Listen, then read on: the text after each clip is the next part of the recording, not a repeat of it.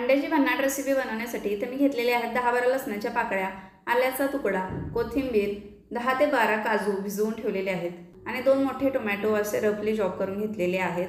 हे सर्व मी एका मिक्सर बाउलमध्ये घेऊन त्याची बारीक पेस्ट करून घेतली। पॅनमध्ये 2 पळी तेल गरम केले, त्यामध्ये घालूया 1 तमालपत्र, 1 चमचा जिरे आणि 3 हिरवी वेलची। तर यामध्ये घालायचं 3 मीडियम साईजचे बारीक चिरलेले कांदे। इथं घालूया 1 चमचा लाल तिखट, पाव चमचा हळद, 1 चमचा धनेपूड, अर्धा चमचा जिरेपूड, अर्धा चमचा काश्मीरी मिरची पावडर। आता यामध्ये घालूया तयार केलेलं वाटण, चवीनुसार मीठ घालायचं। 2 चमचे साय चांगली फेटून घातली। त्यानंतर यामध्ये घालूया 1 वाटी पाणी, झाकण ठेवून 5 मिनिटं शिजवून घ्यायचं। आता यामध्ये घालूया 1 चमचा गरम मसाला, 1 चमचा कसुरी मेथी आणि सर्वात शेवटी घालूया बारीक चिरलेली कोथिंबीर। आता इथे मी अंड अशा प्रकारे वाटीमध्ये फोडून घेतलं। अशा प्रकारे मी 4 अंडी यामध्ये सोडली। त्यावरती थोडंसं मीठ आणि काळी मिरीची पावडर भुरळून घेऊया। आता हे आपल्याला 7 ते 8 मिनिटं बारीक गॅसवरती शिजवून